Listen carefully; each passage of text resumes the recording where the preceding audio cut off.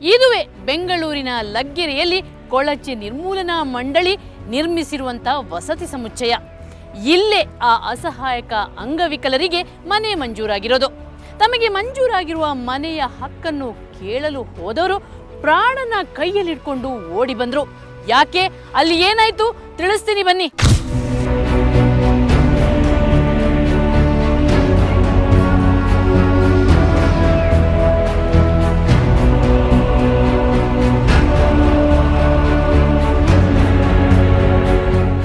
ಇದು ಕೊಳಚೆ ನಿರ್ಮೂಲನಾ ಮಂಡಳಿಯಿಂದ ಮನೆ ಮಂಜೂರಾದ 75 ಮಂದಿ ಅಂಗವಿಕಲರ ಪಟ್ಟಿ.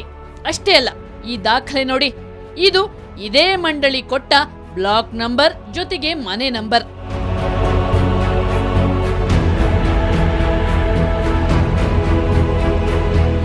ಈ ಬ್ಲಾಕ್ ನಂಬರ್, ಮನೆ ನಂಬರ್ ಹುಡುಕಿಕೊಂಡು ನಾವು ಲಗ್ಗೆರೆಯತ್ತ ಲಗ್ಗೆ ಹಾಕಿದೆವು.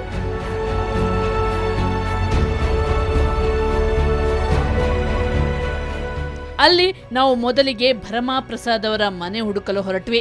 ದಾಖಲೆ ಪ್ರಕಾರ ಅವರ ಮನೆ ಇರೋದು ಬ್ಲಾಕ್ ಡಿ, ಮನೆ ನಂಬರ್ 2. ಆ ಮನೆಗೆ ಹೋದಾಗ ನಮಗೆ ಸಿಕ್ಕ ಸ್ವಾಗತ ನೋಡಿ.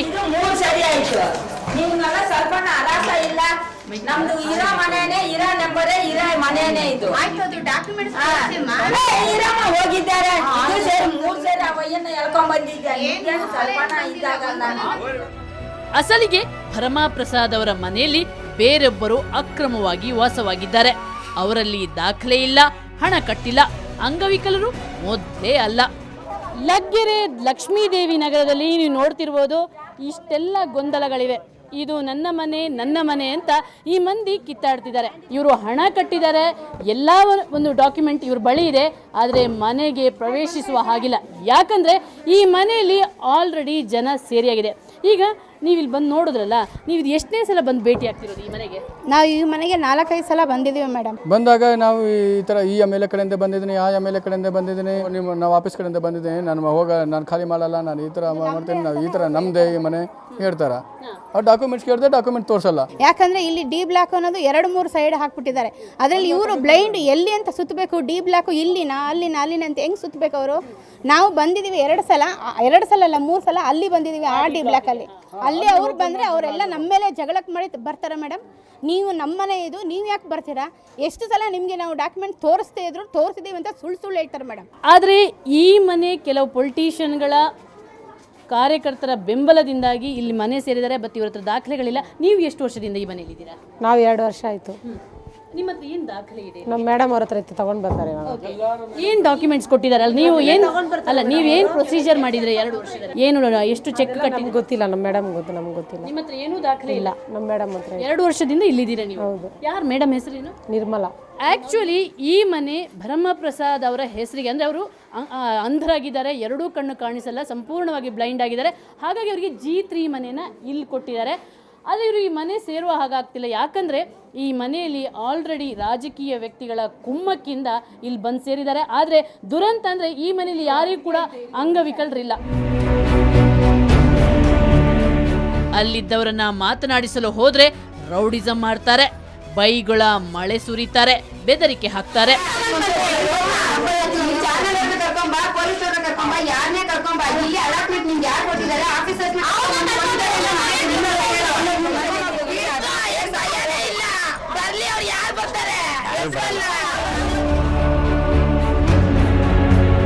ಇನ್ನು ತಾಯಮ್ಮನಿಗೆ ಮನೆ ಹುಡುಕ ಹೊರಟ ನಮಗೆ ಶಾಕ್ ಕಾದಿತ್ತು. ಇಲ್ಲಿ ರಾಜಕೀಯ ವ್ಯಕ್ತಿಗಳ ಕುಮ್ಮಕ್ಕಿಂದ ಸ್ಲಂ ಬೋರ್ಡ್ನ ಮನೆಗಳು ಎರ್ರಬಿರಿಯಾಗಿ ಅನಧಿಕೃತವಾಗಿ ಅಲಾಟ್ ಆಗಿದೆ ಅನ್ನೋದಕ್ಕೆ ಸಾಕ್ಷಿ ಇಲ್ಲಿದೆ ನೋಡಿ.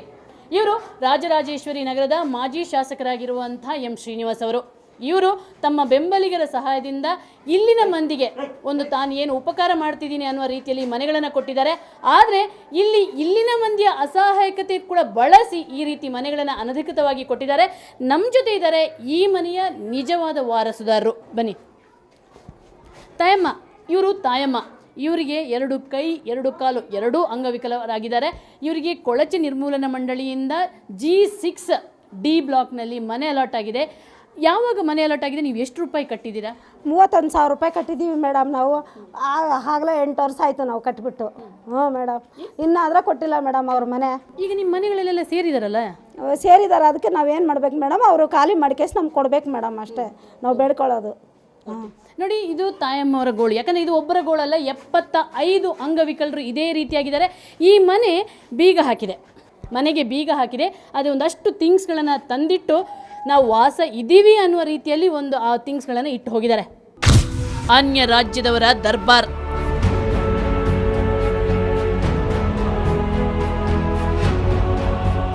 ಇಲ್ಲಿ ಗಂಭೀರ ವಿಚಾರ ಅಂದ್ರೆ ಕರ್ನಾಟಕ ಕೊಳಚೆ ನಿರ್ಮೂಲನಾ ಮಂಡಳಿಯ ಮನೆಗಳಲ್ಲಿ ಅಕ್ರಮವಾಗಿ ವಾಸವಾಗಿರೋದು ಅನ್ಯ ರಾಜ್ಯದವರೇ.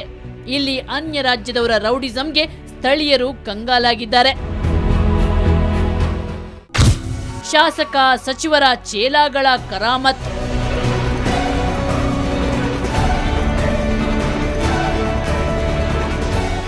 ಇಲ್ಲಿರೋ ಹೆಚ್ಚಿನ ಅಕ್ರಮ ನಿವಾಸಿಗಳು ಮಾಜಿ ಶಾಸಕರ, ಮಾಜಿ ವಸತಿ ಸಚಿವರ ಚೇಲಾಗಳು.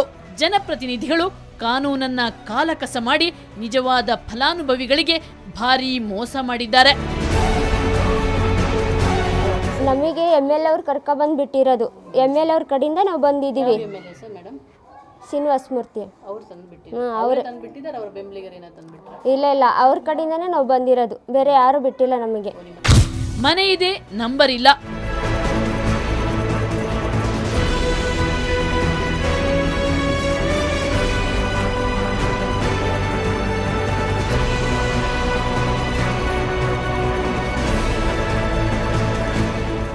ಸ್ಲಂ ಬೋರ್ಡ್ ಅಧಿಕಾರಿಗಳು ಎಷ್ಟೊಂದು ಭ್ರಷ್ಟರು, ಬೇಜವಾಬ್ದಾರಿ ವರ್ತನೆಯವರು ಅಂದ್ರೆ ಜನರ ತೆರಿಗೆಯ ಕೋಟಿ ಕೋಟಿ ರೂಪಾಯಿಯಲ್ಲಿ ಕಟ್ಟಿದ ಮನೆಗೆ ನಂಬರೇ ಹಾಕಿಲ್ಲ.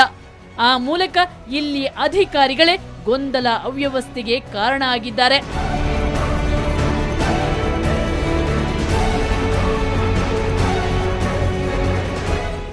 ಇಂಥ ಗೊಂದಲಮಯ, ಆತಂಕಕಾರಿ ವಾತಾವರಣದಲ್ಲಿ ಮನೆ ಹುಡುಕಿ ಮನೆ ಬಿಡಿಸಿಕೊಳ್ಳಿ ಅಂತ ಅಧಿಕಾರಿಗಳು ಅಂಗವಿಕಲರಿಗೆ ಹೇಳ್ತಿದ್ದಾರೆ.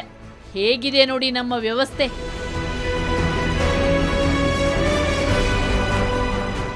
ಸರ್ಕಾರ ನಮ್ಮ ತೆರಿಗೆ ಹಣದಲ್ಲಿ ಕೋಟಿ ಕೋಟಿ ಖರ್ಚು ಮಾಡಿ ಬಡವರಿಗೆ ಈ ರೀತಿ ಮನೆ ನಿರ್ಮಿಸಿಕೊಡುತ್ತೆ.